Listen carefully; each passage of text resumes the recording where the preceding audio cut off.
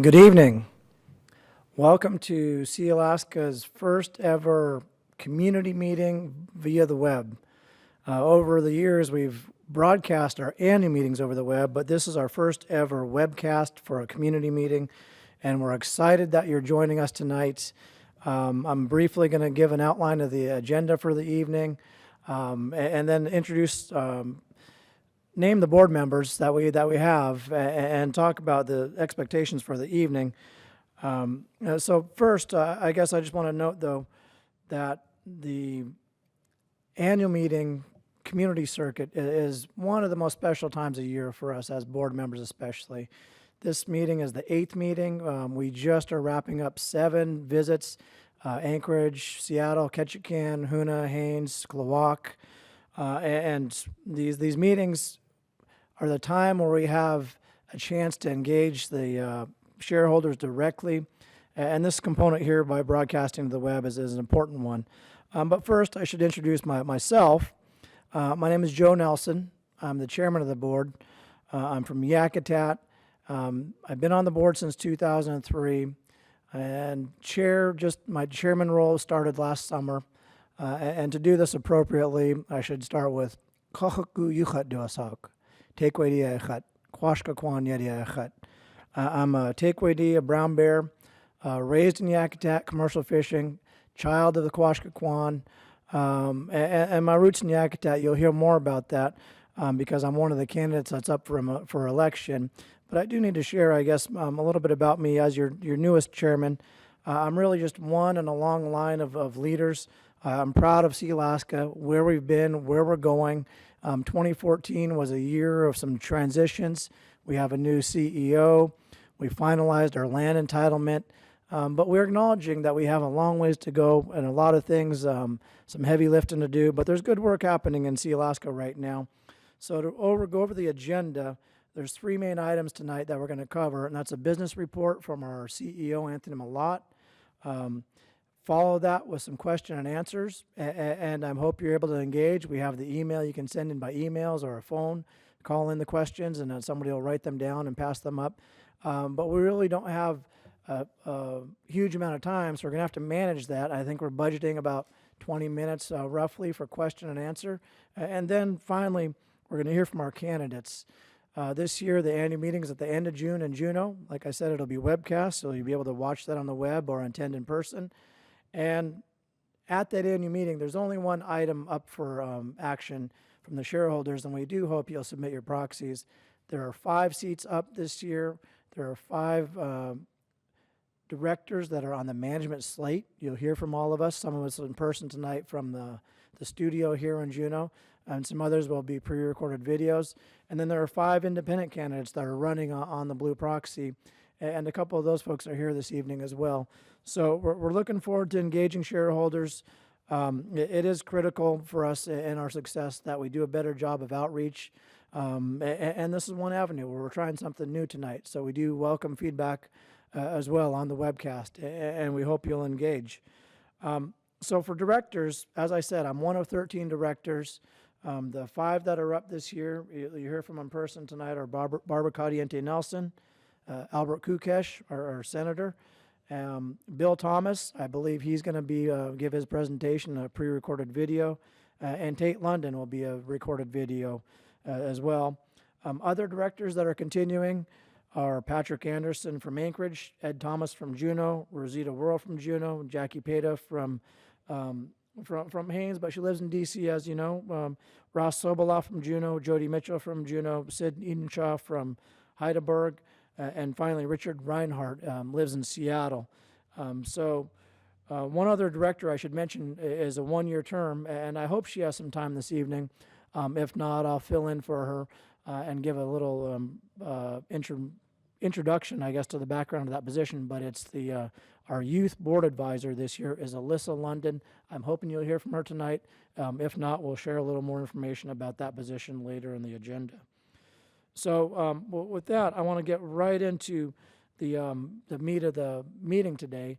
Like I said, we've been on a circuit, and Anthony's been on the road sharing the business report. All of you should have received the annual report and the proxy statement. And I do understand we're reaching out broadly to the web, so we have more than just shareholders out there. But these are documents that are generally public, and we are very focused on serving the region. So, like I said, there's changes happening. We have a new strategic direction that's pretty focused, and we're happy to bring Anthony on board to lead the charge here. Anthony, prior to taking this position, he was our chief investment officer for a lot of years. He also was raised in Yakutat. He's Stanford educated, and the board has huge confidence in Anthony. And so far, we're pretty excited about where we're heading under his leadership. So, without further ado, I'm going to introduce Anthony Malott, our CEO, to the stage.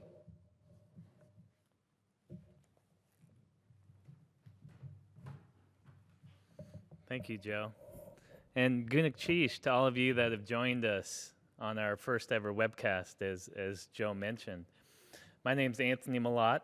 Gunak Chat Duasak, Chakna Chat Sati, Tagwedi Ayachet, Koshkikwan Yedi Ayachet, Koyakan Athabaskan Dutch Chan Ayachet. I'm Tsagwedi, eagle killer whale. I'm a child of the Koshkikwan. My father's from Yakutat, Alaska. Joe mentioned that I grew up in Yakutat. And as well, I was lucky enough to spend many summers on the Yukon River in Rampart, where my mother grew up. Being from Yakutat, I did commercial fish in the summer, even after we moved to Juneau. And as Joe mentioned, I did go off to Stanford. I actually stayed in California for about 10 years working for Bank of America on a trading floor, building my investment experience, which led to the transition to Sealaska and my role as Chief Investment Officer. I always knew I wanted to move home to Alaska. And for many years, the biggest option, the greatest option that I aimed for was coming back to work for Sealaska. As Chief Investment Officer for the last 7 years, I've been in charge of Sealaska's investment portfolios, which are a very important part of Sealaska's asset base. And transitioning into this role as CEO, the same with Joe, I've been in this role for about 12 months now.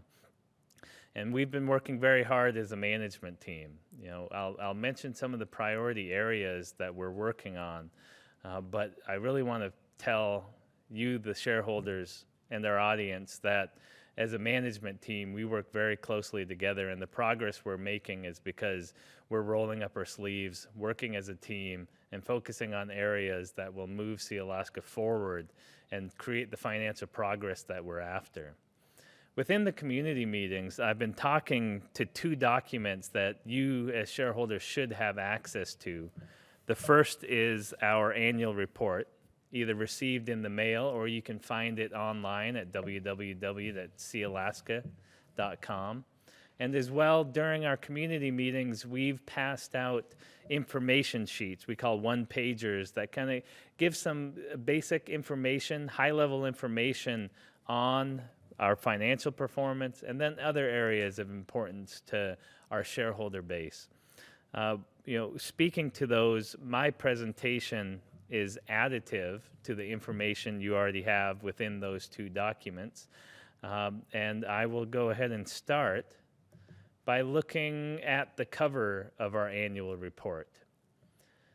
You know, as we built the annual report, as we worked on figuring out what we wanted the theme to be, how we wanted to represent the results of 2014, we really wanted to go back to some of our core native values. And the one that we really highlighted was Ha-Shuka, which is our past, present, and future.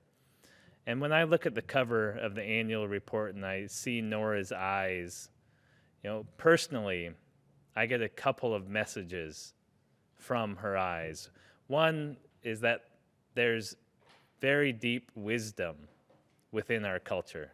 So many of our elders have that deep wisdom, and they've been connected to our culture, and they've been willing and wanting to pass that wisdom of our cultural values, of our cultural connectedness that has been ingrained in them for so many years. 10,000 years living in Southeast Alaska is a very long time. The other message I see in her eyes is one of an expectation that wisdom gets passed along, that we carry forward the training that they've pushed on us, that they've believed needs to be passed on to the next generation. And it's not for us. It's always for perpetuation of future generations as well. And that's the transition on the bottom to the young boy looking in as I see it, into the future. And what I see is him looking and feeling comfortable about a vision not only for Sealaska far into the future, but also for us as Native people and our culture. You know, I believe he sees the vision of Sealaska as a growing, profitable entity. But I also believe he sees perpetuation of our language, perpetuation of our arts, an ability for him to teach his children our language, to see his grandkids dance in celebration. You know, all of that is a vision that we want to just start out with. And being that it is a fairly new start with me as CEO, we've used the wording "on the path" on the annual report as well. On the path, again, is that indication of there was a path laid out for us. That was all the people that worked so hard, not only to create Sealaska, but to fight for land claims, to create the A&B and A&S, and before that, the clan leaders that passed on their wisdom. There is a long history of a path. We need to carry that path forward, and we need to make sure that we transition our cultural knowledge to the business knowledge that we know we have, and not lose our native values while we're making business decisions. Transitioning to the business update and what actually is in the annual report for 2014. The highest level number within our report is that Sealaska made $15 million in 2014, $14.9 million to be exact. This was a significant turnaround from our 2013 results, where we saw a $35 million loss. So in 2014, we witnessed a $50 million turnaround in our net income. I'll speak to some of the key points that helped us with that turnaround, but I also like to mention some of the other key areas of progress within 2014. We continued to focus on reducing our costs. We had mentioned this to you, the shareholders, not only in 2013, but as a key initiative in 2012 as well. And as well, we're focusing now on operating improvements. One of the greatest milestones that we achieved in 2014, and it wasn't just because of the work in 2014, was the finalization of our land entitlement. This was a process that we easily can say goes back 10 years. If you really look at it, and our fight for our land, it goes many years beyond that 10 years. But the current management team and members of the board and members of our management team and board that are no longer with us put in significant effort within that 10-year period to get us to a point where we could see Sealaska receive its final 70,000 acres, and now we have the 360,000 acres that was owed to us within ANCSA. As well, within 2014, we continued on a very important piece of our strategic plan, which is our investment process, or an acquisition process that I'll talk about in more depth after I describe some of the key initiatives within 2014. As the board and management looked at our strategic plan, we knew that we had to have a significant focus on a strategic plan that would help us recover from 2013. And we told the shareholders, you the shareholders, at our annual meeting last year, that we were going to focus on these 6 areas that are on the screen. One of the ways that I'd like to see us build more communication and transparency with our shareholders, build more trust with our shareholders, is to let you know what we're working on. But that's not enough. We want to then go back within 6 months, within 12 months, and tell you, we told you this is what we were going to work on, and here's the progress. Here's the positive results of us focusing on these areas. And that's what I'm going to do as I walk through this list of the key initiatives we had within 2014. But I'm also going to mention some of the areas of change within these initiatives. Initiatives are something that are sometimes not a long-term strategy, but you'll change them as you get close to accomplishing the initiatives, and then new initiatives will come on. So as I go through the 2014 initiatives, I also look to describe how these change into some of the areas of focus within 2015. So in 2014, we told you that we were going to narrow our operations. This is one that actually goes back beyond 2014. In 2013, we looked to minimize some of the business units that we had. We probably had too large a portfolio of business units, not only geographically, but too broad an industry set of businesses we were within. So narrowing our operations as we sold our plastic manufacturing facilities that were in Guadalajara, Iowa, Alabama, as we look to sell our security business in Miami. That only doesn't allow us greater geographic focus on our areas that are more Pacific Northwest and Alaska focused now. It also narrows our operation or industry focus.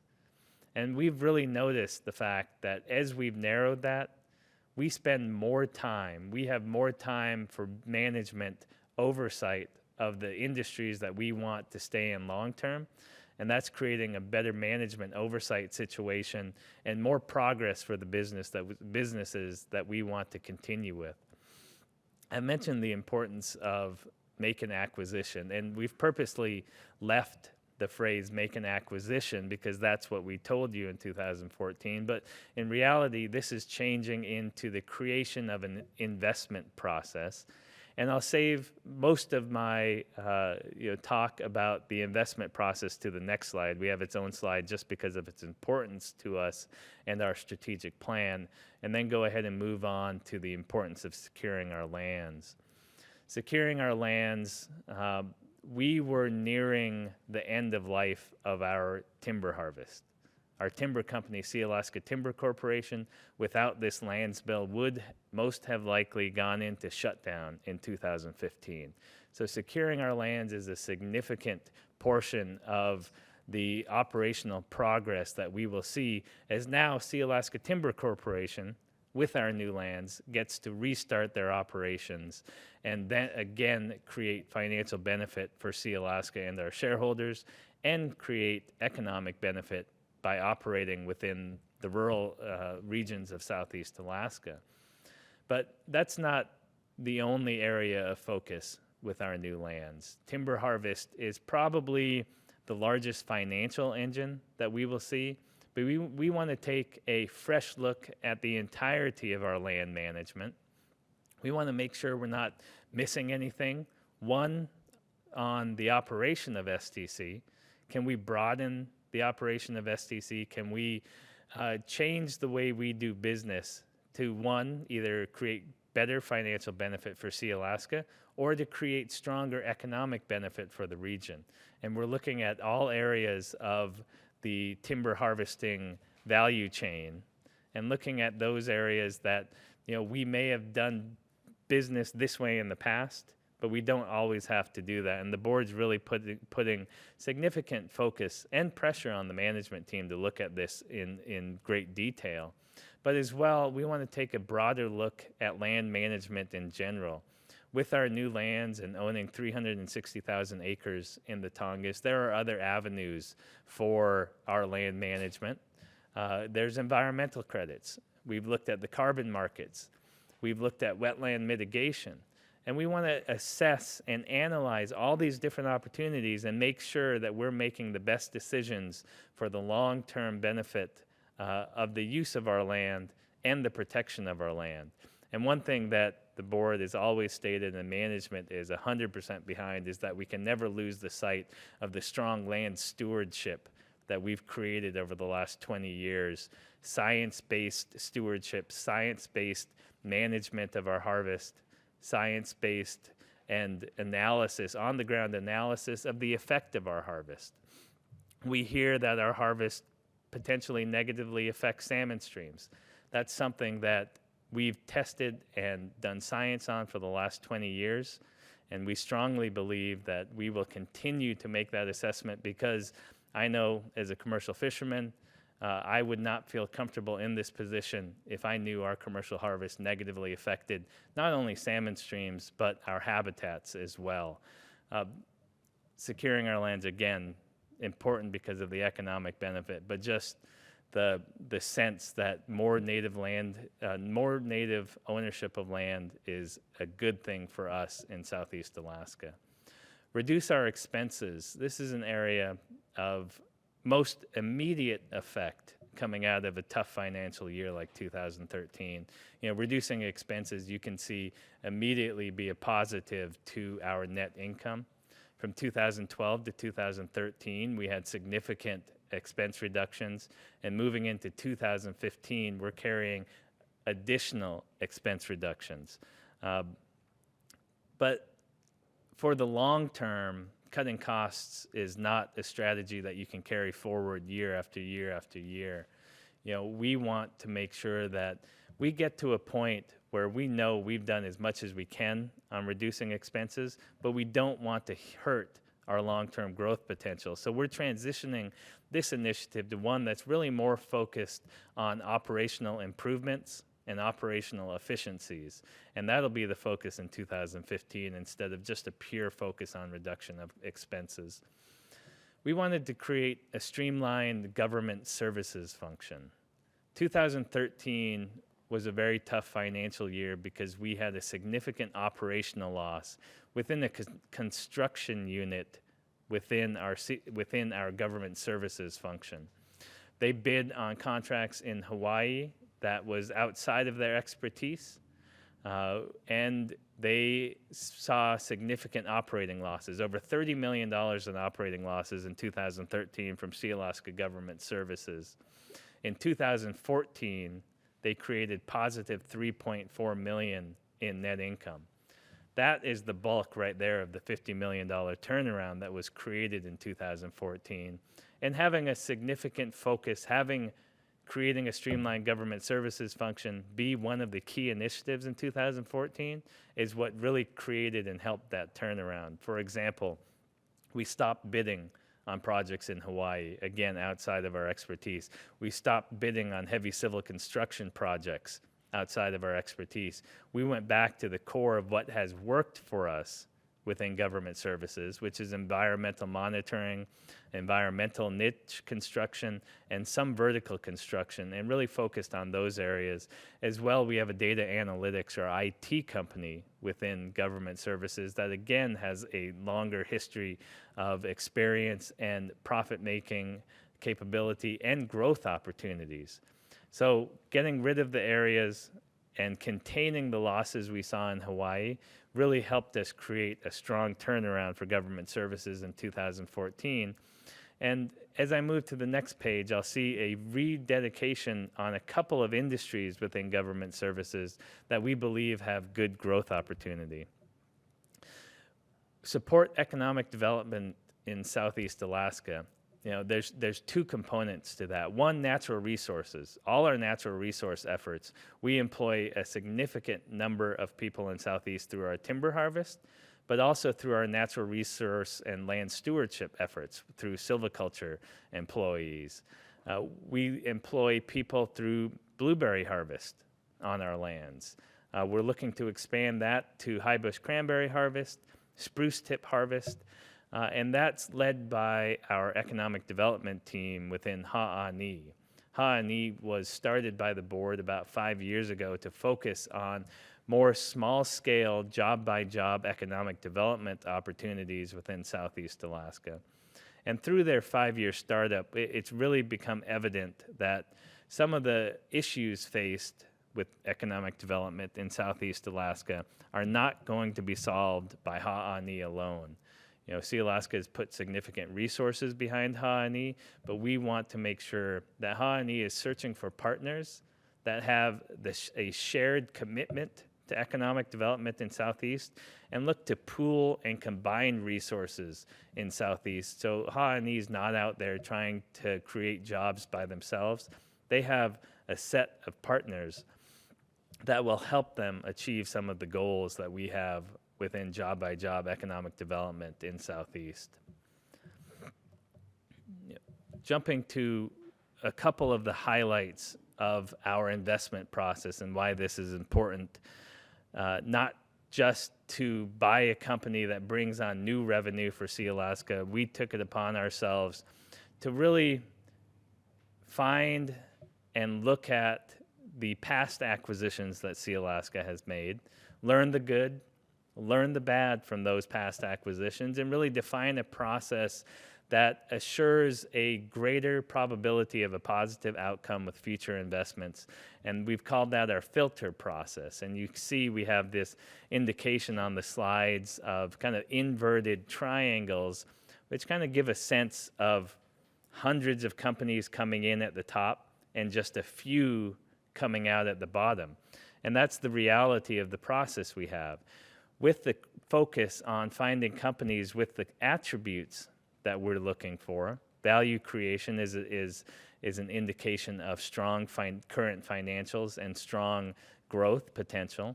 Cultural fit is an indication that we need a management team that understands Sealaska, knows the benefit of working with Sealaska, and is excited to work within an organization that's so focused on not only financial profits, but also cultural and other social economic positives.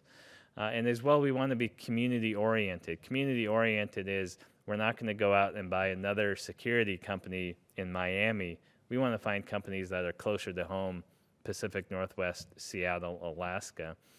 And finally, sustainability-focused.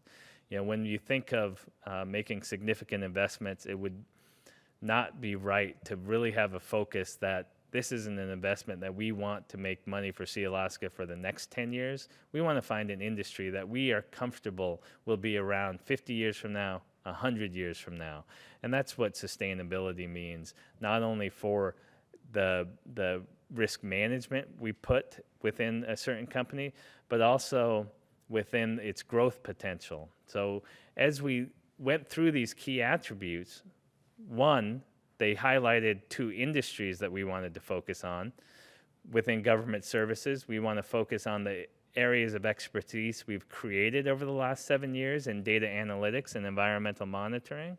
And in terms of a new industry, we believe seafood and natural foods, one, has great growth potential within those industries, and there's been a number of opportunities within the geographic region that is a positive cultural fit for Sealaska. And again, those filters identify us as a management team looking at hundreds of investment opportunities and only seeing maybe 3 or 4 opportunities that really capture all of our key attributes and which we are willing to invest the investment capital that Sealaska currently has access to. And right now, we actually do have 3 or 4 that have fallen through this process and we're actively pursuing. And we hope within the next 6 to 12 months that we get one of these deals done and utilize the significant investment capital that we have to bring on new growth and new investment income for Sealaska. You know, I've given a lot of verbal update on the initiatives we have. The next chart within my presentation gives a visualization of how those efforts actually turn into helping us achieve our short-term financial targets. I mentioned that Sealaska Government Services made $3.4 million in net income in 2014. That was not enough to cover the total costs of Sealaska. We'd like our operating entities to cover the entire cost structure of Sealaska, and that leaves still in 2014 about a $15 million gap. You know, 7I and investment income is very important to Sealaska. Sealaska's made a dedicated effort to building their investment capital, but we don't want to have to rely on that investment capital to cover our costs and believe operating sources is the right source to cover the cost of Sealaska. And as we accomplish this, and I'll paint the vision of how we see the importance of achieving this short-term target, we've built building blocks that have fallen out of the initiatives we've undertaken. And the first one you see, SG&A, is selling general and administrative costs. So that's an indication of the cost reductions we've achieved going into 2015. We believe that we have a good portion of that $3 million bar already budgeted for 2015. Within 2015, we're going to again work on more efficiencies and business improvements to capture that final $1 million. So we'll see that full $3 million effect somewhere in the 2015 to 2017 timeframe. That's one of the building blocks to achieving that short-term financial goal of achieving $15 million in additional operating income. Another important building block that has fallen out of our final land entitlement is improved profitability at Sealaska Timber Corporation.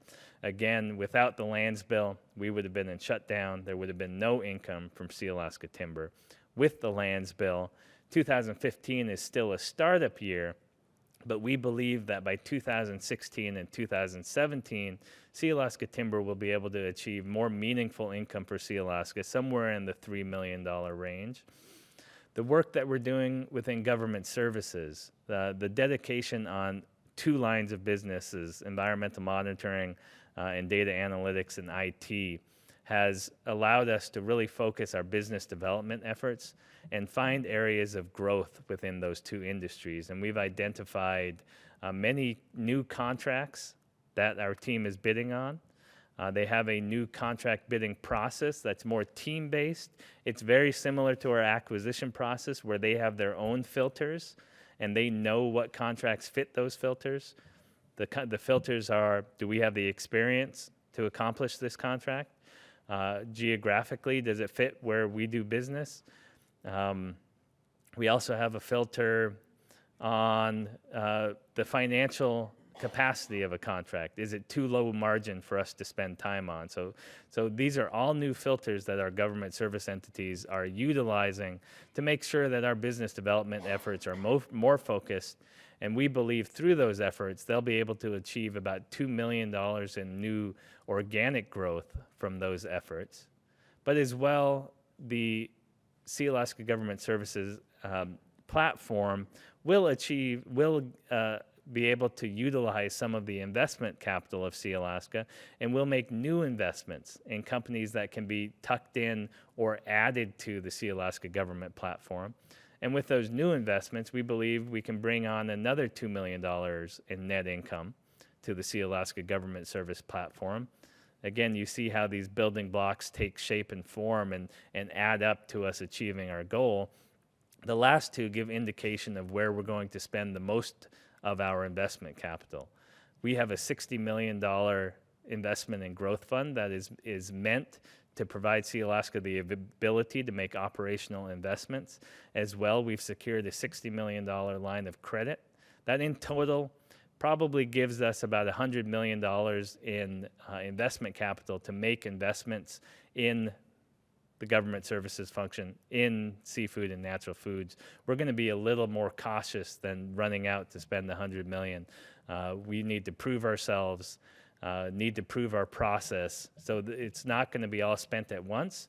We're going to find opportunities to build a seafood platform on an investment that meets all our filters and has a management team that can manage growth within that platform. And you see how that seafood platform investment by itself achieves that target of $15 million, hits that dotted line target of ours.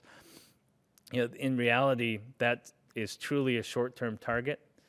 All the work we're doing is not to just achieve that short-term target. All the work we're doing is to create an operating platform that can create consistent growth well beyond that target. And we give just the briefest glimpse of that vision by adding the natural foods platform, the last purple bar.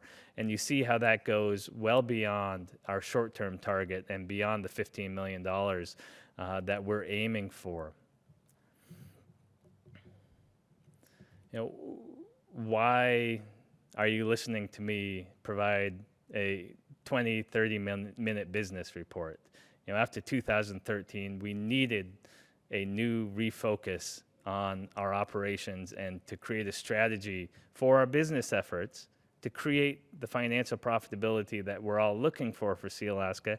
But in reality, the why is for shareholder benefits, to increase the areas that we've always been dedicated to.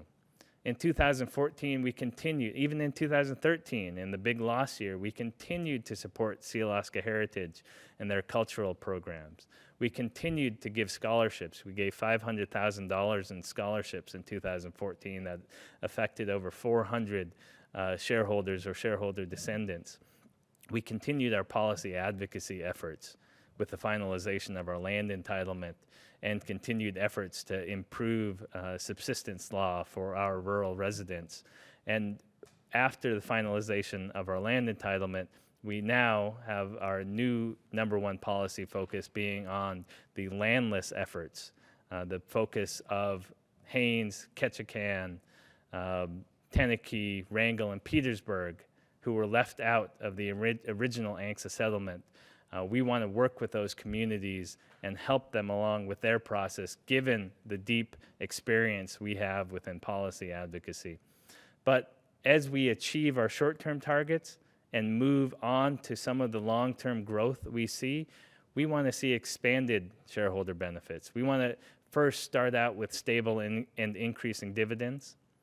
We want to improve the scholarship program, more meaningful and targeted scholarships. We want to continue the leadership training that we have with our intern program and with the shareholder hires we have within Sealaska, with a real focus on capacity building for our shareholder base. And when it's appropriate, we want to expand our ability to fund cultural programs. And as well, being out on the road, we hear many other areas where the shareholders would like to see additional benefit, and we'd like to continue to hear from you, the shareholders, of the benefits you'd like to see as Sealaska creates more financial progress. All of this is taking shape and form to a fairly simple vision at this point, but as we continue to make progress, when you hear from me 6 months from now, 12 months from now, 3 months from now, you're going to see us continuing to build on this vision of building a sustainable operating company aligned with our native values. You're going to see us make improvement within our employee culture, one that's more focused on continuous improvement, asking continually, how are my efforts improving Sealaska's financial performance?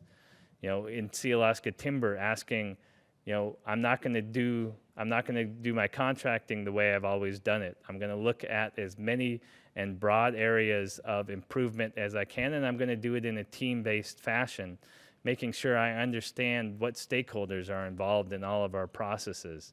This takes time, and we know we need to build this vision with you. We want to build our vision of improved land management, and that's all to say that the final vision is we want to see consistent progress toward achieving our mission of strengthening our people, culture, and homelands for you, the shareholders. Thank you very much for listening to me tonight. Gunak Chish.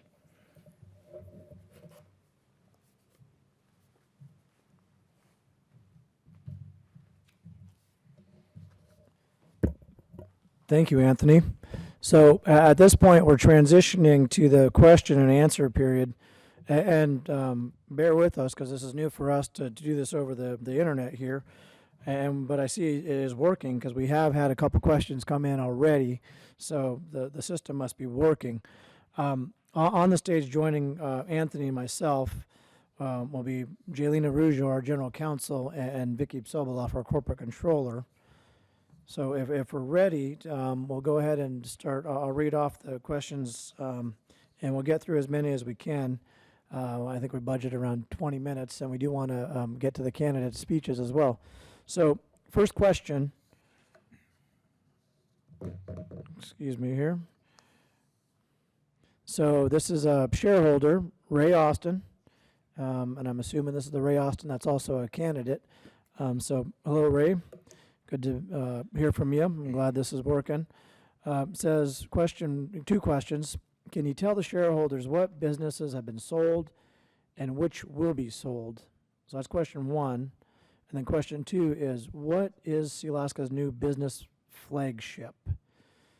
So these ones I'm going to let Anthony lead off, and I might follow up from a board perspective, but I think Anthony is in the best position to respond with up-to-date information, which are good questions. So what businesses have been sold, which will be sold, and what's Sealaska's new flagship going to be?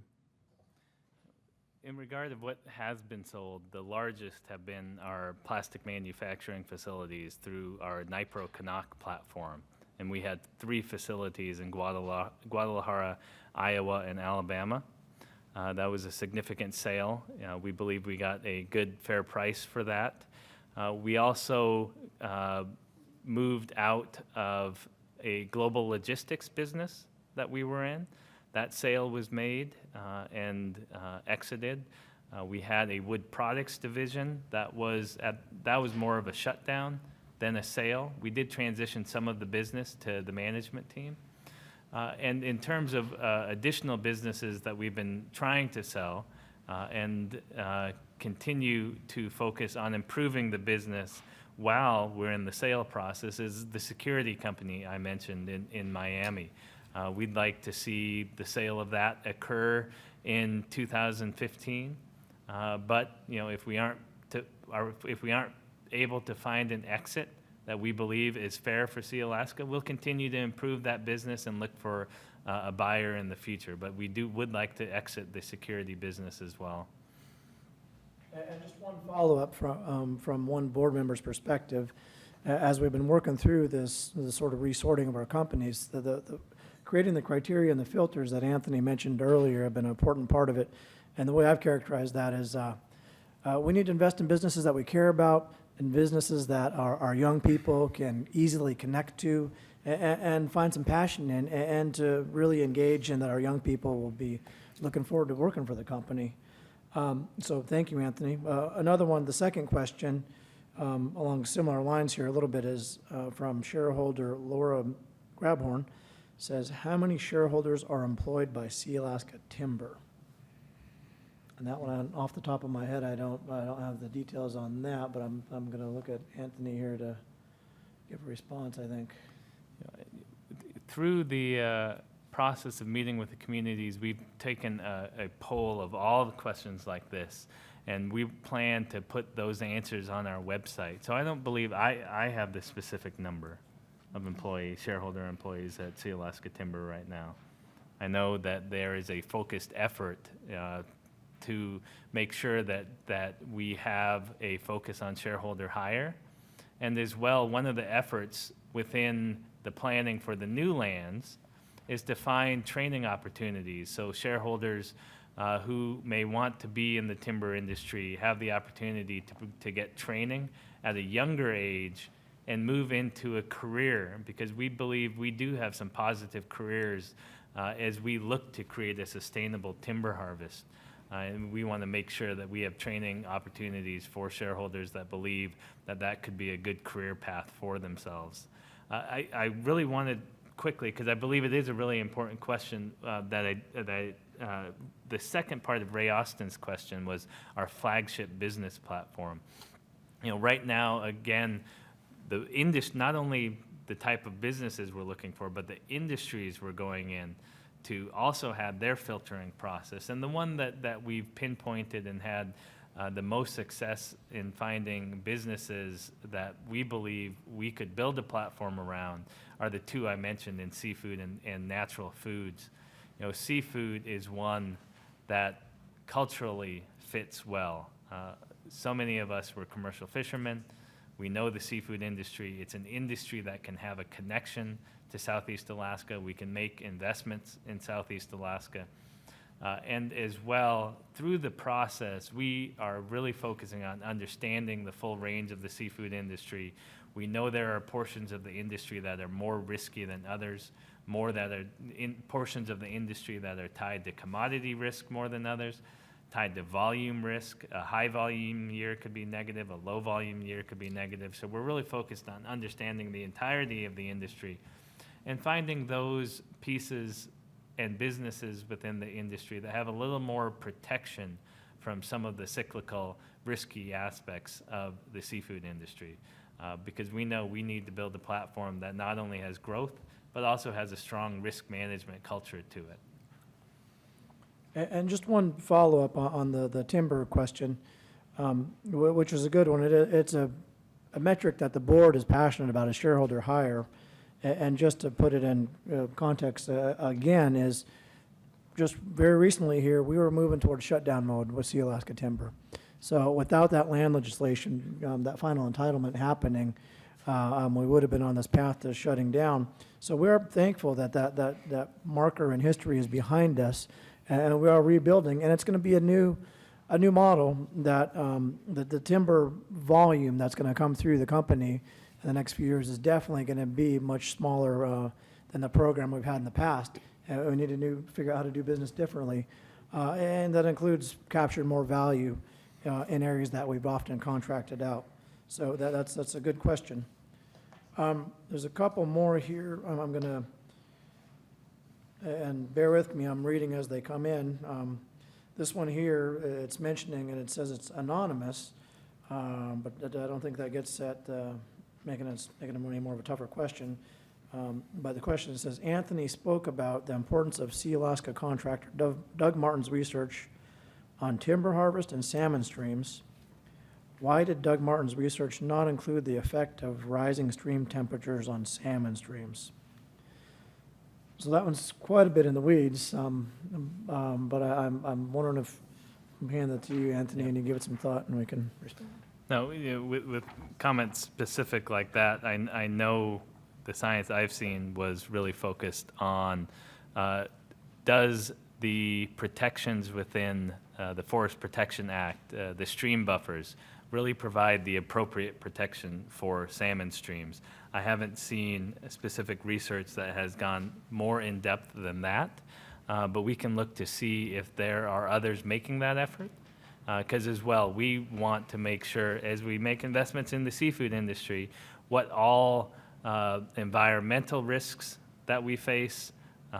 We know ocean acidification is out there. We've started looking into research and finding partners that can let us know about ocean acidification. And I know that, if stream temperatures within salmon streams is causing ill effect, we would like to, understand the science behind that as well. And if I could add, I know Mr. Martin's study was a long-term, more than 20-year study, and I think when it began, stream temperature wasn't even a component of what they were looking at. It was more about the Forest Protection Act and whether those were meeting the desired results of those regulations. So this has been a very long-term study, and of course the parameters of that were set a long time ago. So just wanted to add that. Thank you, Anthony and Jaylene. So there's two questions here that I'm going to combine, but I'll read them, and I'll probably end up doing the bulk of the responding because they're related here. First one here is from Laura Grabhorn again, shareholder. Question, does Sealaska intend on abiding by the resolution passed by the majority of delegates of Central Council to do away with discretionary voting? So that's the first question. Next I'm going to read, and I'll tackle them together because they're related. This is from shareholder Lee Boland. And I think I visited with Lee a few days ago in a community meeting, but the question here is, I'd like an explanation of how discretionary votes are shared among the Sealaska board slate, and who or how is this decision made? Are these votes allotted by seniority, or how are they just divvied up? So this is about discretionary voting, and I am the chair, I'm a board member, so I'll respond, and I'll tell you the truth on the Central Council one. I heard about this, but I have not seen the resolution yet, but taking it at face value, that body, if they did act to suggest something on the way Sealaska manages and does its business, I guess that's an issue we should wrestle with there as entities and talk about that. But I'll get to the heart of the discretionary voting in general, I guess, from Sealaska's perspective. And this is shared and known because shareholders have spoken on this a number of times. And I know it's going to continue, not going to go away in the near future, so it's going to continue to be a discussion item. But shareholders have voted on it, I believe, at least 6 times. The shareholders have made their voice pretty clear each time, and it keeps continuing to come up, so I know it's not going to go away. And one thing you need to remember, I guess, with the discretionary voting, that shareholders, behind every discretionary vote is a shareholder. They're checking that box. They have an opportunity. We're a country that appreciates choice. We're a state that appreciates choice. And that's one of the choices that the majority of shareholders have said they value. So shareholders have spoken a number of occasions on that one. As far as the allocation on how the board manages that, and it says this in the proxy, I believe, when shareholders give their discretion to the board, to the proxy holders that are named on the proxy, it's the duty of the proxy holders then to follow the guidelines that are set there and to spread those votes and in this instance, we're talking about just the election, I guess, 'cause that's all that's on the current ticket, in a way that's going to elect as many directors that are on that management slate. And that's the confidence that those shareholders that are voting that way are giving us to. It's stated fairly clearly. In the instance when there are not enough shares to go around, that ends up to being the tough conversation, and that full conversation is owned by the full board of directors. And we've had that happen in the past, and it's part of our system where an independent, like what happened this year, gets enough votes, and there's not enough discretionary for the board slate to spread around. And the board has the hard conversation about the strengths and weaknesses of the board, the makeup of the board. We appreciate the diversity on the board. And at the end of the day, the full board needs to decide which board member that we unfortunately are going to need to let go and not get as much of the discretionary. So those conversations are owned by the full board. And just another note, almost a majority of the board members, a lot of them, they came on as independents as recently as this last election. So the system it's got a couple avenues that's working. And this other little piece I'll add, and it's a piece of corporate history that I don't expect folks to know, but it's something that I know because I'm a lawyer. It is the history of discretionary voting. It's a tool for independents to work together to grab a voice on a board. So that tool is just a fact that it came up in corporate law, corporate history, to make sure that independents can have a voice on a board by organizing, pooling their resources and having their own ticket and getting somebody on the board. And it doesn't assure a majority on the board. It ensures access for independents to work together, have their voice heard. So it really is a tool that's for independents, and we saw it work last year. There was an independent ticket last year that used discretionary votes to grab a seat. So I hope I captured enough of that. Like I said, this is a consistent theme. We'll continue to have debates on this, but for now, the company's following shareholder will and maintaining the system the way it is that we reaffirmed a number of times. If I might add, Mr. Chair, for those of you who don't know me, I'm Jaylene Arujo, the General Counsel for Sealaska, and I was present during the Plinkett-Haida discussion of its resolution, and it didn't specifically direct a change to the election practices. It, of course, expressed some concerns and did ask the Executive Council of Central Council to meet with management and the board at Sealaska Corporation. That meeting has not yet occurred. We have tried to get that meeting scheduled, but we do anticipate such a meeting will occur within the next week or two, so we can talk through those issues with our sister Native organization and address the concerns that have been raised by our tribal members. I didn't have an opportunity to speak to the resolution. I'm not a delegate. I wasn't given the privilege of the floor, but I would have been happy to address it with the tribal members there. But without that opportunity, we're happy to sit down and meet with the tribe. Thank you, Jaylene.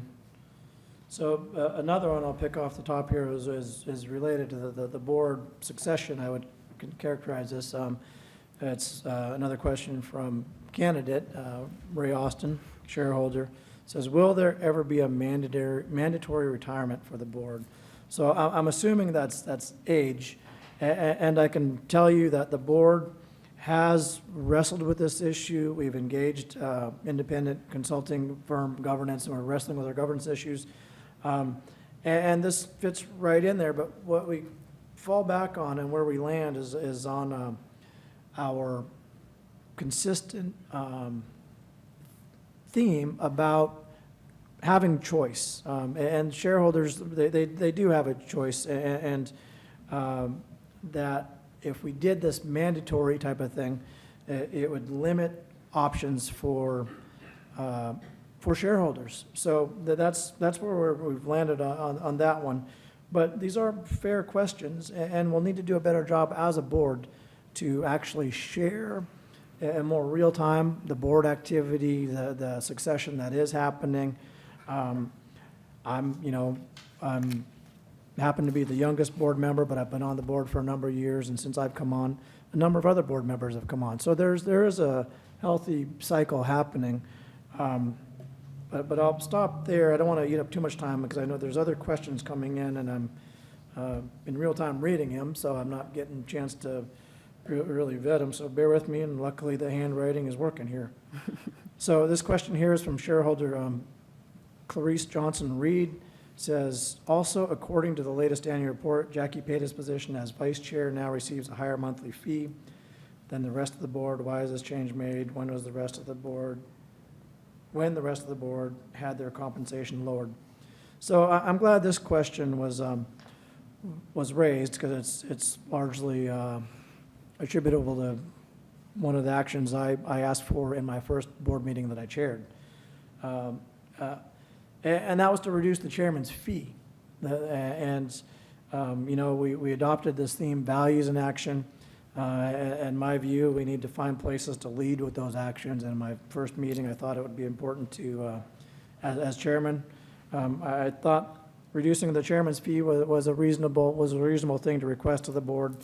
What happened at the similar time there was an acknowledgement that the vice chair historically has carried a heavy load as well. And I guess I should back up and explain a little bit. The whole board fee, the way it's set up, is there's the monthly stipend, and then there's meeting fees. And throughout 2014 and the year leading up, we had been cutting back on board fees. We've capped the board fees, as was mentioned here. We've done away with the medical, the health insurance. So there's been a number of cost-cutting measures that have come to the board level, and those are significant. And this one here, this was really more an acknowledgement of the workload and the effort that's historically been there, the duties that's been shared between the chair and vice chair. So the vice chair one did go up a modest amount, and the chairman's fee went down. So that explains that. Next one from the same shareholder, Clarice Johnson Reed.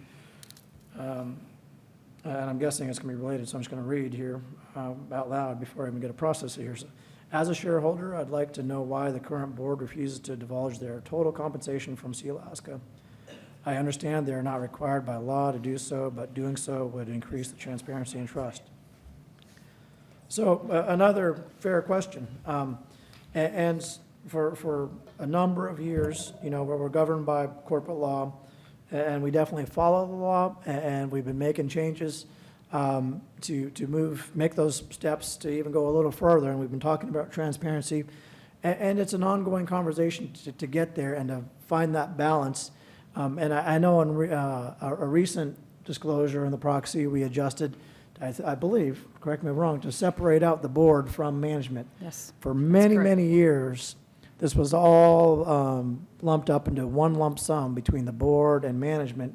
And recently, out of these conversations, out of engagement with shareholders, out of this idea of this agreement that we need to be more transparent, we've separated out the board in that calculation so folks can do their math and have a little clearer picture of things.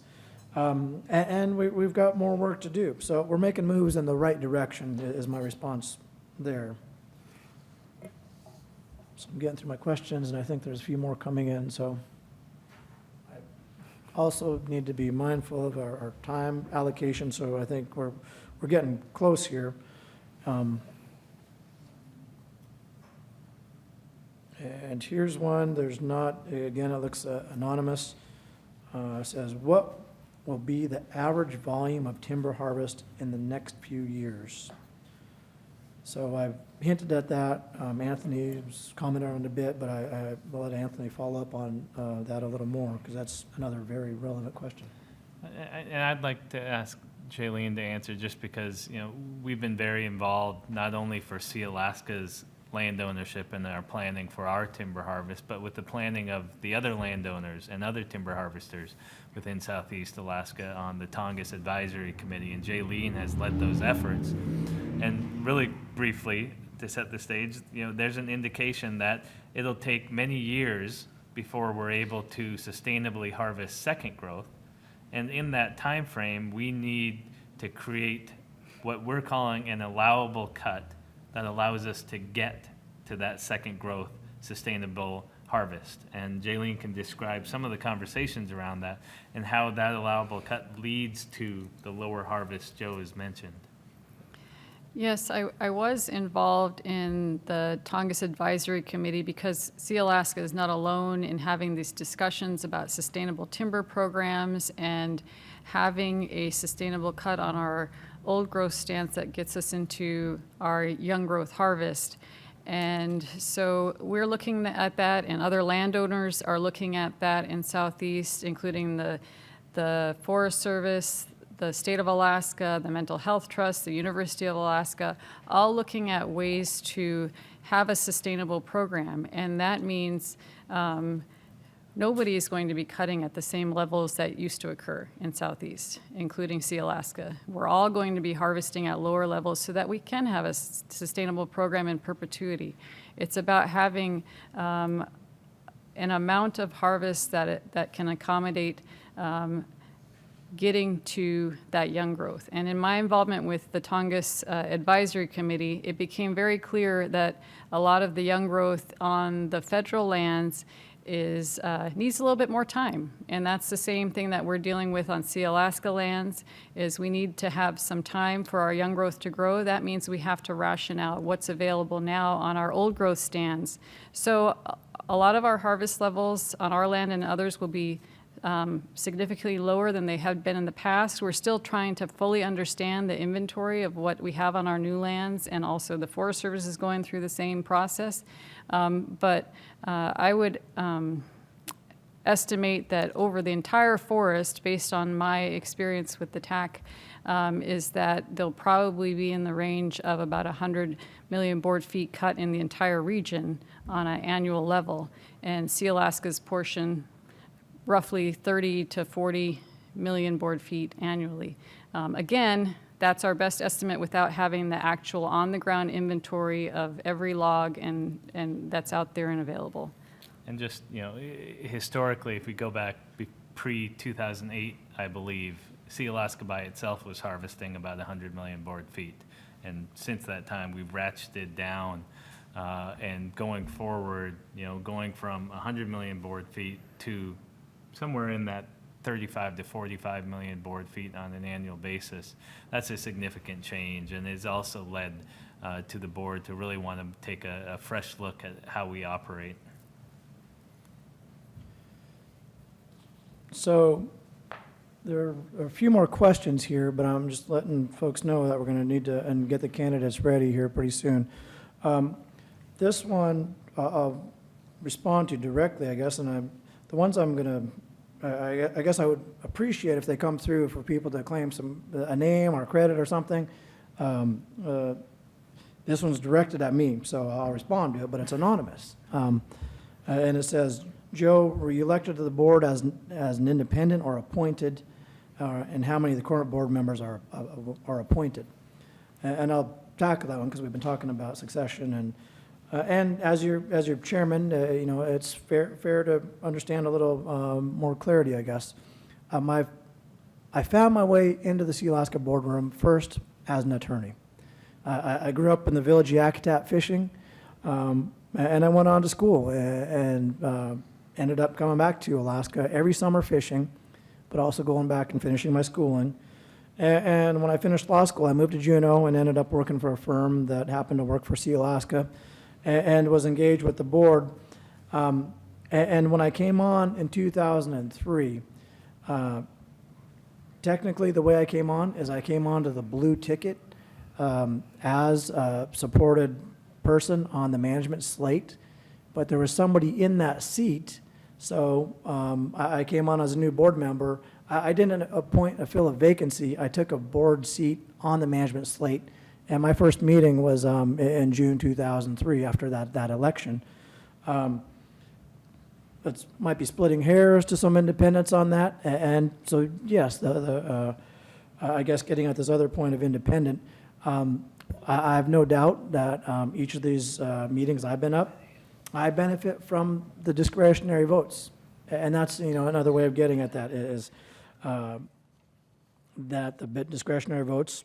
I'm sure that my elections I've used them, and me being somebody who's born in 1970, and most of at that time we had not let in any of the descendants. Most of my peers probably weren't engaged, and most of them probably didn't even have shares. Anybody my sister's age or younger had no shares. So that's for me one of our highlights, and I was happy to come in on that and help move that through to descendants. And actually, it's one of my comments here.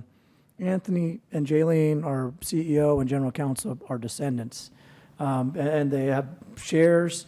And the company, we did a very native thing by allowing our children into the company. And that's a very anti-corporate thing because we diluted our stock to welcome in our young ones. And those young ones aren't young anymore. They're in their 40s now. So in my mind, letting them in, it makes good business sense now because we need 30-year-olds and 40-year-olds to stay connected to the company and help run the company. So appreciate the question. I'm going to maybe get through these last couple, and maybe this will be the last one from Ray. He seems to be firing them off, and I don't want, and I'm spreading them out, so I don't know if there's tons out there coming, and there'll be other avenues to communicate with us. But maybe the last one from Ray here, it's pretty specific, and I might need to rely on Anthony.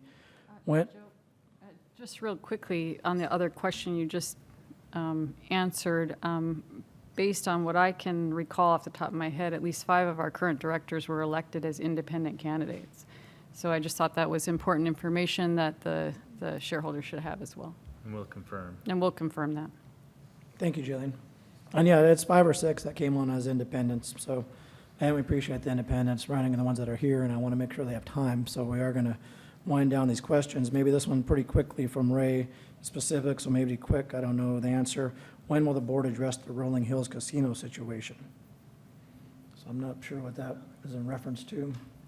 Well, Rolling Hills Casino, we have made pre-development investments in casino operations. One successful with the Valley View Casino in San Diego, and we got out of that pre-2008. And made another pre-development investment with a tribe in Cloverdale, California. And that, I believe, is probably what Ray's mentioning. And that's one of the areas. It's not a business unit, but it is one we'd like to resolve and move on beyond. That was a tough one because it was made in 2007, the decision to go into Cloverdale. And post 2008, the gaming industry was one of the hardest hit industries next to the financial industry. So, we've been struggling with exiting this investment, but it is one on the list for exit and resolving our investment in the gaming operation. And within our financials, the only gaming operation I'm aware of, and we do have information on our gaming efforts, is based on the Cloverdale. And the expenses we have is to find a way to exit that investment by finding a new investor in the project. So, thank you, Anthony. And Jaylene, last couple of questions here. I know we've got our candidates we want to hear from. This one, again, another anonymous one, but, well, it's new activity out of the legislature. There's not much coming out of the legislature lately, but this one did. Well, I think it passed. But it says, did Sealaska Board support Alaska Bill HB 149 to lower the quorum for Alaska Native Corps? I'm going to ask Jaylene to respond because she's our attorney, but I can give some other flavor if we need. Well, I just want to be clear that this wasn't something that we asked for. There are other regional corporations in Alaska that are having issues with getting close to not meeting quorum. So I know that as a general matter, a lot of the other corporations supported their effort, even though not all of us need this type of option. I also want to be clear that that bill did pass, but the passage of that bill didn't automatically lower the quorum for all the regional corporations. The corporations now have the option to bring it to a vote of their shareholders on whether they want to reduce the quorum for their shareholders for annual meetings. And we don't intend to use it, but other corporations would like to have that option. So what the bill did was it was passed, and it gives the corporation the option to bring it to their shareholders to vote on whether they should lower their voting or lower their quorum to 1/3. But in order to adopt that quorum change, they would actually need 2/3 of their shareholders to vote in favor of that. So it does provide them with the option, but it is something they have to bring to the vote of the shareholders, and the standard would be very high. And I sit on the ANCSA CEOs group board who did support this. And in terms of the few that wanted to use this opportunity to lower quorum because they were getting so close to not meeting quorum, the current law was effectively impossible for them to achieve, which was 2/3 of all shares outstanding. They were not even getting the vote count to get to 2/3. So it was an impossible threshold. So we just supported lowering that threshold for those that wanted to use it. We didn't support it for any Sealaska purpose at this point in time. It was effectively supporting our sister corporations that are struggling with this issue. And there is a real issue there as far as engaging shareholders, and this method today, we're hoping that some of you are shareholders that maybe haven't engaged as much lately, and we're hoping that reaching out to the web, through the web, might help you engage and be more informed, because we do need more shareholders to participate in the election every year. And I think we're at that time where we do need to transition on that point. The one action item we have on this election is the election of five directors. And I'm going to ask Director Anderson to help moderate the portion with the independents right now. And I want to thank Jaylene, Anthony, and Vicki for participating in the question and answer. And we do encourage folks to submit questions still, and we'll do our best to follow up through other avenues. So thank you. And welcome Director Anderson to help facilitate this portion.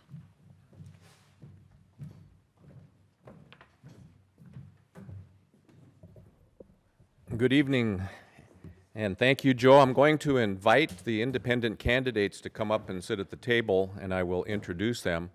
But first, I'll introduce myself. I'm Director Patrick Anderson. I've been sitting in the audience, and it's a different experience. I had an opportunity to make the community meetings this year. I've not always had the opportunity to make them all.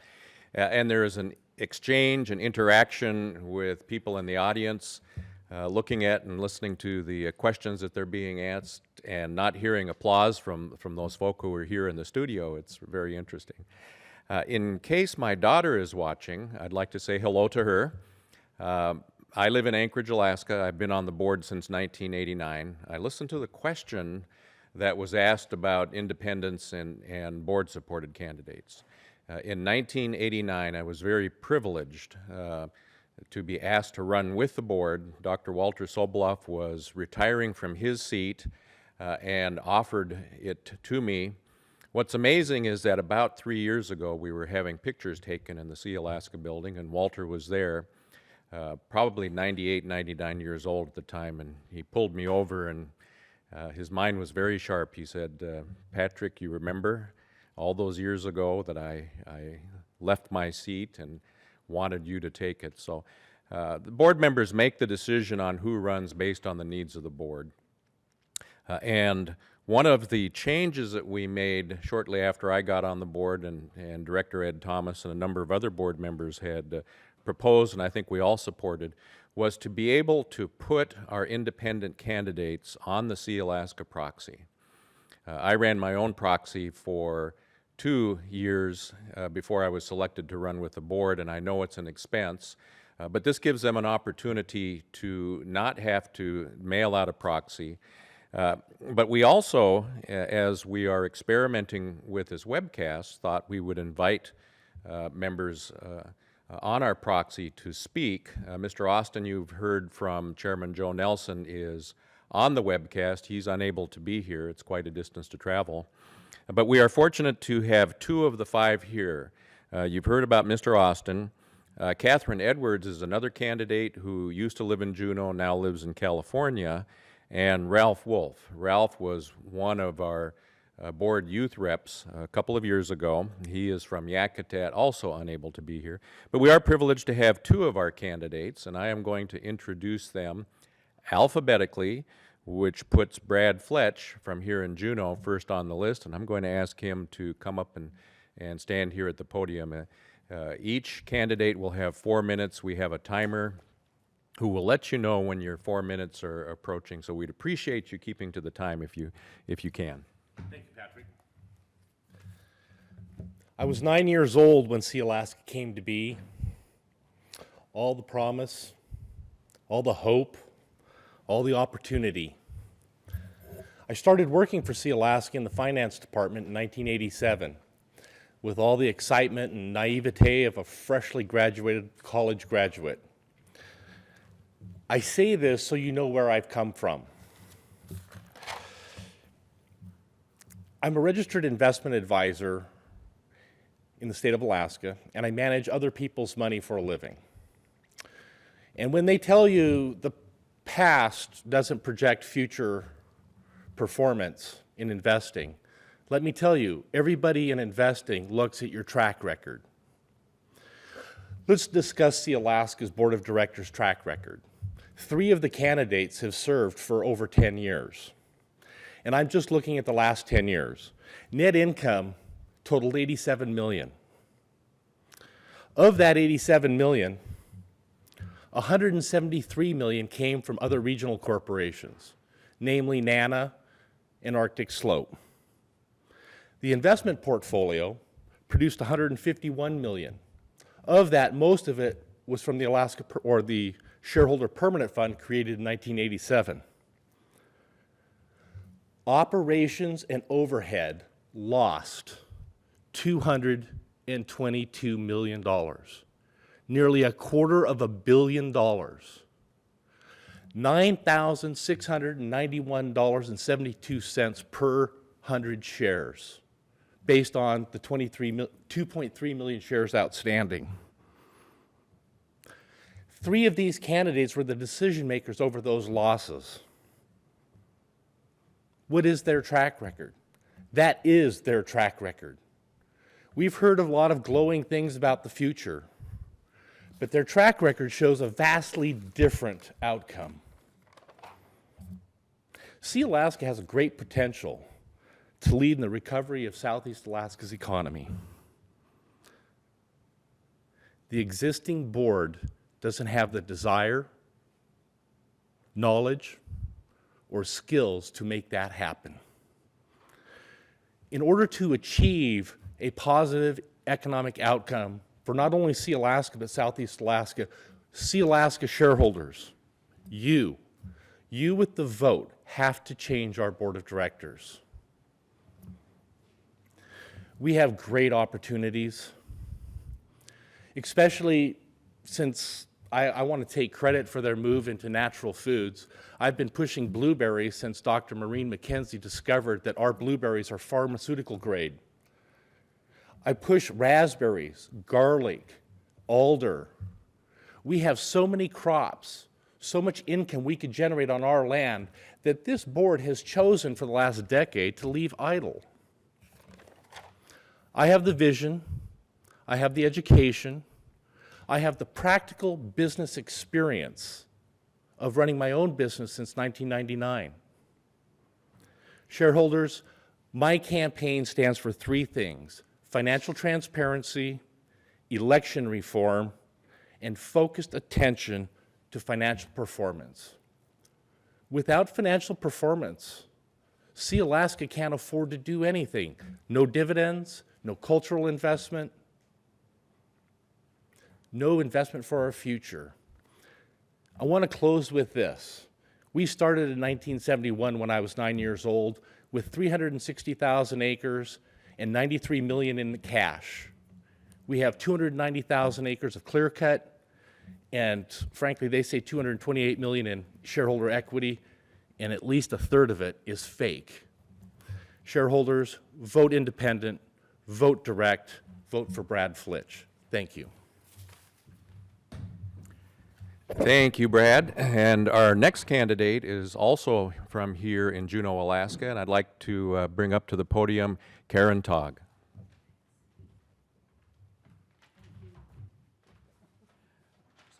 Yeah. Oh, good evening. Gunasha Yuhak Dawasak. Hluk Nahadi Ayahat. Digna hit. Whoop. She told me I didn't have to worry about it. Sorry. Ducklaway D. Dakshan Ayahat. My name is Karen Togg, and I'm happy to be here to speak to you. Okay, I'm used to looking out in the audience, sorry. I'm running for the board because I believe my experience in operating companies can contribute to the discussions in the boardroom. My background is professional accounting field, and for the last 15 plus years I've been controller for finance. What that does is allow me to be an integral part of a team of the operating company to see the revenue streams coming in and the expenses going out. What that does is give me a close look at what's going on within the companies. And I think that experience and education of the accounting field can help me move the company forward. I believe that the company is going through change now, and I think it's an opportune time for a fresh look.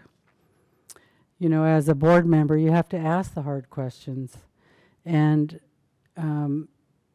Sealaska has, in the near historic past, used 7i as their revenue. So if you look at the operating companies, you take the annual report and look at the operating companies, they're not making money. Maybe they did this year, but if you look over the last 10 years, there's been no income. If the company's not making money, then we can't pay for the Sealaska headquarters, we can't contribute to the Sealaska Heritage Foundation, and I, along with other shareholders, you know, I believe that our heritage is important. We want to pass along that history and that education, the dance, the language, and the art in various forms. You know, part of the role of being a director is to be trusted by the owners, by the shareholders. Our fiduciary responsibility is to protect the assets of the company. I think, again, now is the time for change. I would encourage everyone to vote, and I would ask you to vote directed for any independent candidate. Discretionary and quorum voting really, I don't think it enhances change. I think it means status quo. And I would respectfully like to ask for your support and vote directed for Karen Togg. Gunaschish.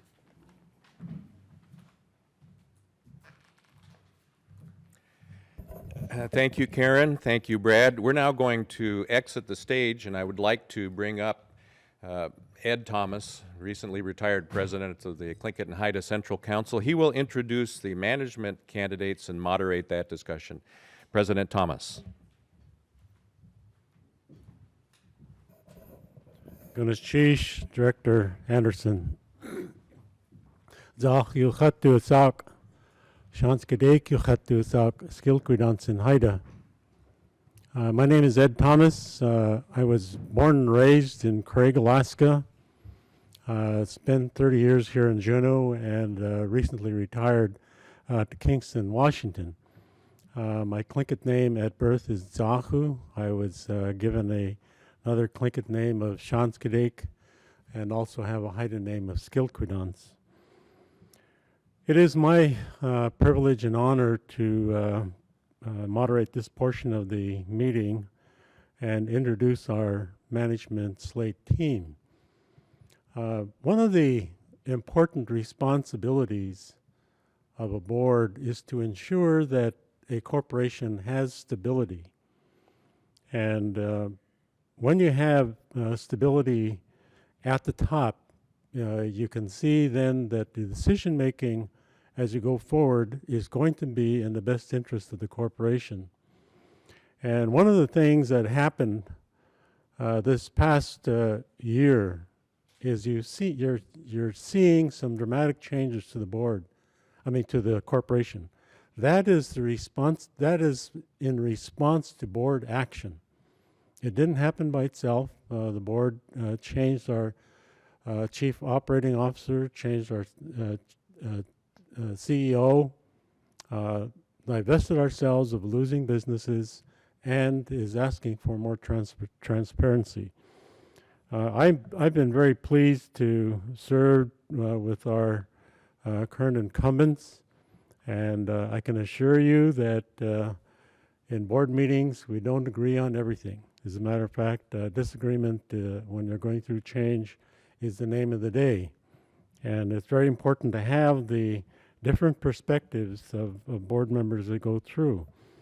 And I'm one of those that was elected through an independent process. I'm very familiar with the challenges, the cost associated with running as an independent.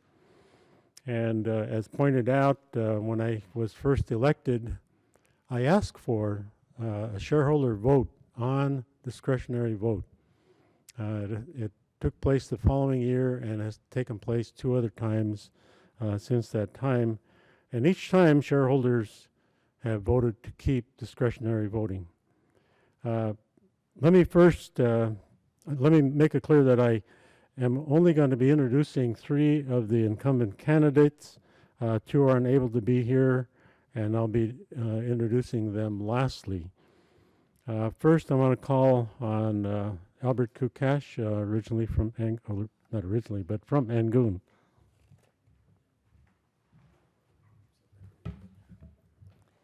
Thank you. I appreciate being here tonight. I wanted to say, to start off the evening here, that I got on the board at Sealaska as an independent. And I was still in law school at the time. I remember my theme, and my theme was, I just told people that I want to be involved. And I told people that I had the education to be involved.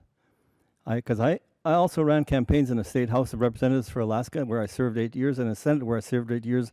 And I always remember that my campaign was, if I wanted to get elected, I wanted to do it on my merits and not by beating up other people and telling other people how bad they were. And I still believe that. I'm from Angoon. I still live in Angoon. I went to college at Alaska Methodist University, and I went to University of Washington Law School. I have 5 children in Angoon I raised there. Right now, 14 grandchildren. Very proud of them. I'm very proud of Sealaska. It just bothers me sometimes when people always dwell on a negative. And I always want to remind people, because I think that's my campaign right now, of how good Sealaska is. It was Sealaska that opened the doors to let shareholders in who were born after 1971. And we're only 5 corporations in Alaska that have done that. Because we so much wanted our shareholders who were born after 1971 to have a connection to the land, to have a connection to Sealaska, that we did that. We also gave our elders 100 shares when they reached 65 years of age, another additional 100 shares. I was here when we built the Sealaska building. Now I was here 2 weeks ago to celebrate the SHI building. Beautiful buildings in downtown Juneau. Very, very proud of those, because that's native pride.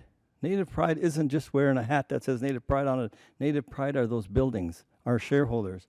I was there for the last 15 years when we gave over $500,000 a year for scholarships for our children, because I believe that we have to grow our own. And look at the young people that were up here today.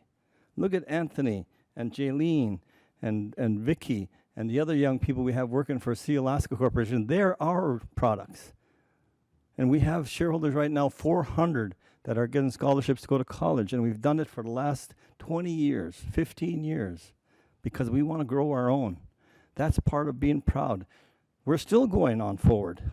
Sealaska's working really hard with the landless communities of Petersburg, Ketchikan, Tenakee, Haines, and Wrangell to try to get the landless communities their satisfaction that they have so for many years been without.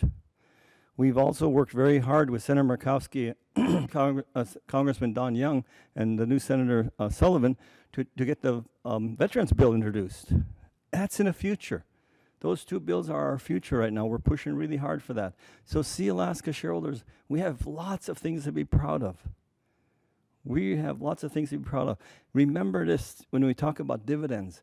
We probably are the largest shareholder company in Alaska, 22,000 shareholders. We could have stayed at 17, which is what our number was before we opened the doors for those shareholders born after 1971. We've added 7,000 new shareholders.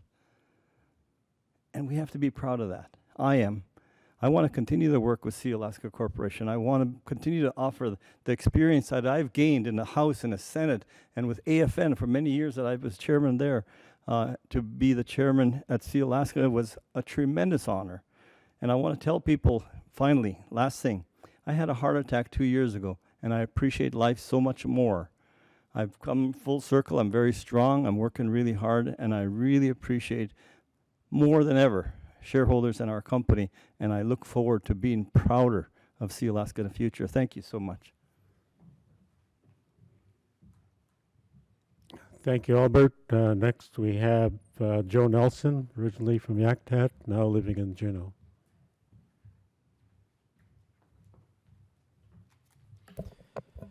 Thank you, Ed.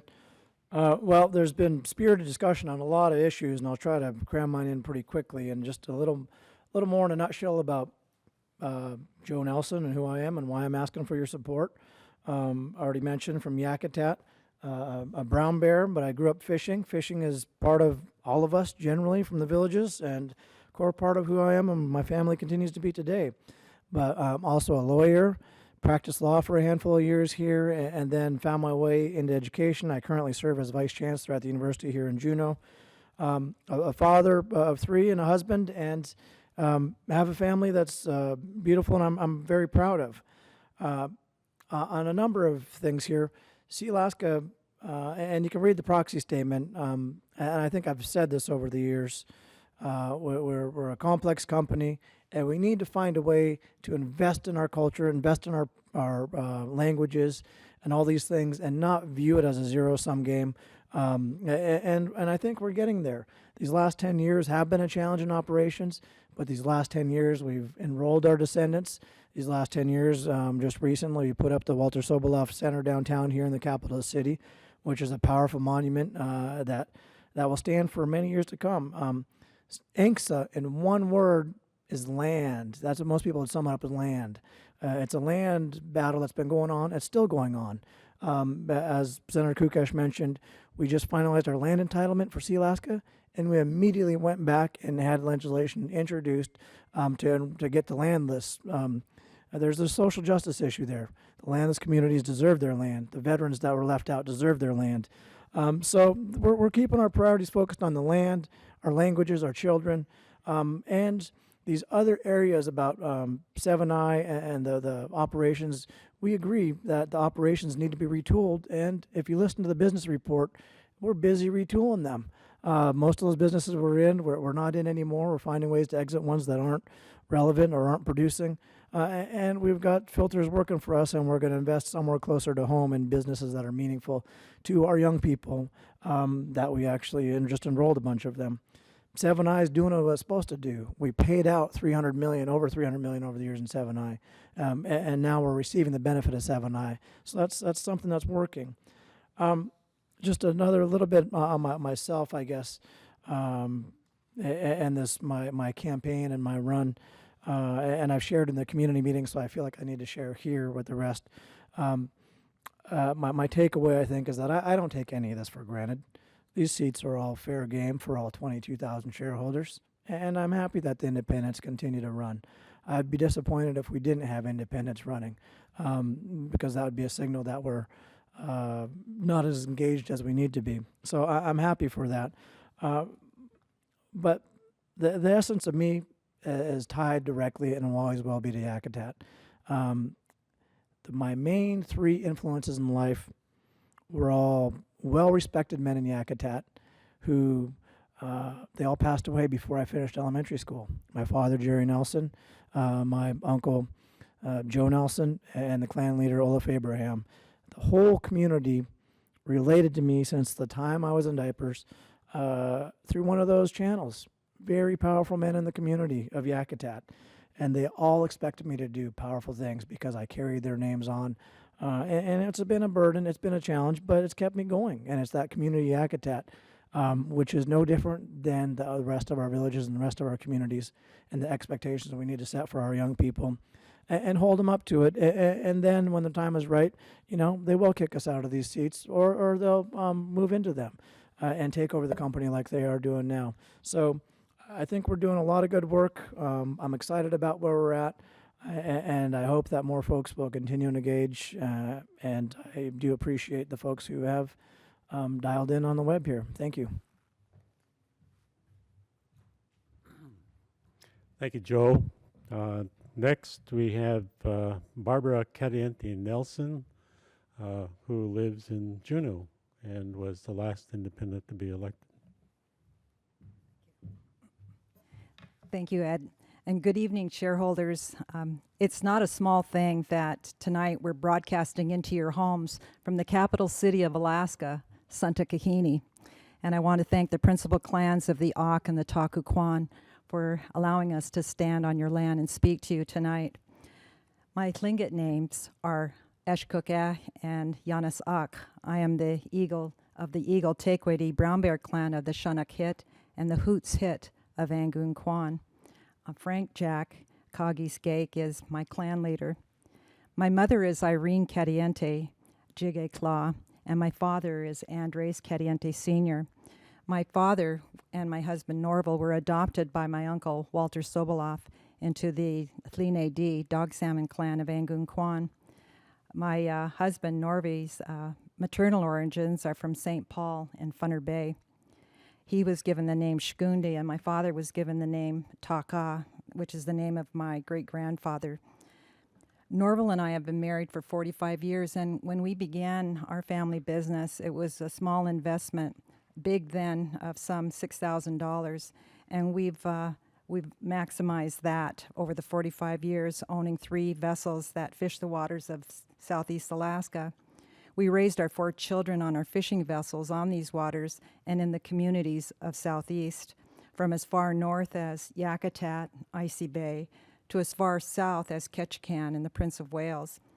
My family continues this way of life with our grandchildren, and as business owners, we are intentional in our support of the economies of Southeast Alaska. We respect the ancient and fragile connection to our land, our water, and our resources, and as Indigenous peoples, we maintain that unsevered tie to our place in the Tongass. This connection is our way of life. It's our identity. I leverage my capacity as an educator, as a business owner, and as a council member of a federally recognized tribe, Douglas Indian Association, and as a director of Sealaska Corporation to effect change for the betterment of our people in terms of equity in education, equity in the economies of our communities, equity in our environment, equity for our veterans and our landless communities. Sealaska's leadership, the board and its executive management, have successfully navigated the waters of transition, and we are in a state of meaningful transformation, aligning and positioning our business platform from a global reach to a regional focus, guided by a business competency and responsibility inherited and entrusted to us by our forebears who settled and occupied this land well over 10,000 years ago. This means survivance as a people. This means jobs and opportunity. It means meaningful dividends and restoration of our culture, language, and traditions. It means a just resolution for our veterans and their pursuit of land allotments. It means justice for our 5 landless communities, the indigenous people of Haines, Tenakee, Wrangell, Petersburg, and Ketchikan, who were overlooked by Congress in the original Land Claims Bill of '71. Yesterday, David Lands, who is a Haines landless shareholder and a Vietnam veteran, said to the directors of Sealaska Corporation, "Sealaska Corporation exists because of us, because of the land we have lived on for centuries, the land we continue to live on. We continue to fight for our land, for our children. This is who and what this is about. Please vote. Your vote maintains the integrity of all who labored before us to restore to us through ANCSA that which is rightfully ours, Ha'ani, and the opportunity to thrive and prosper." So Ganesh Chish.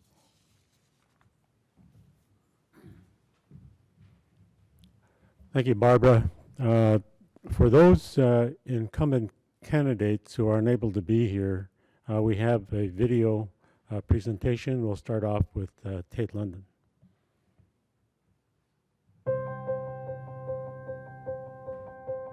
As a Sealaska director, it's my responsibility to make your corporation more transparent and your board more accountable.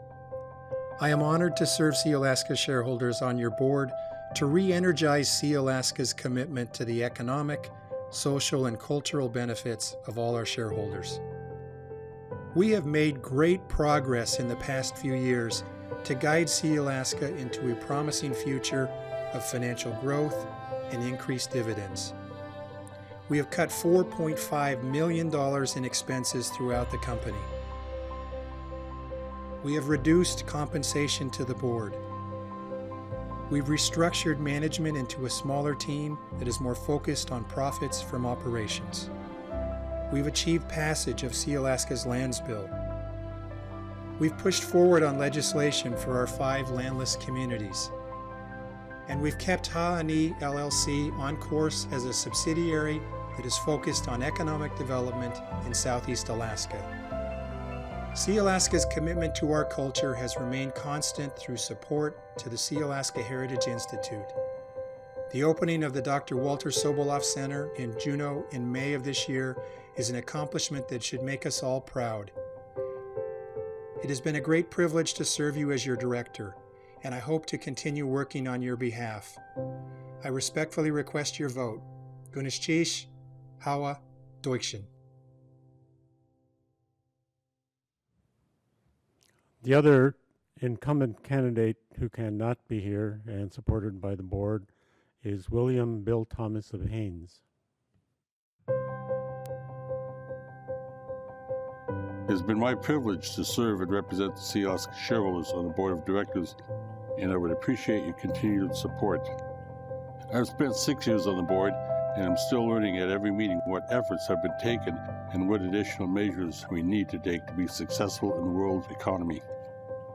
As Sealaska continues to diversify its holdings, the knowledge and expertise of the board play a central role in the review of each operation and acquisition.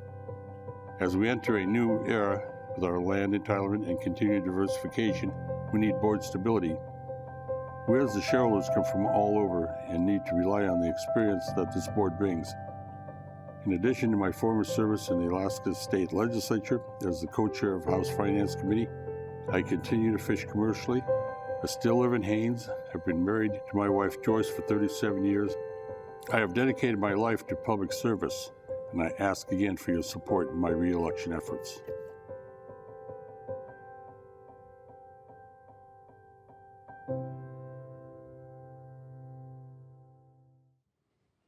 one thing that we can be proud of as Sealaska shareholders is that our people do get out and vote. They do support the candidate of their choice. I ask you again, please get out and vote. Your vote does count. It is very important for Sealaska. Thank you very much. Have a good evening. Chish Hawa Deutschen.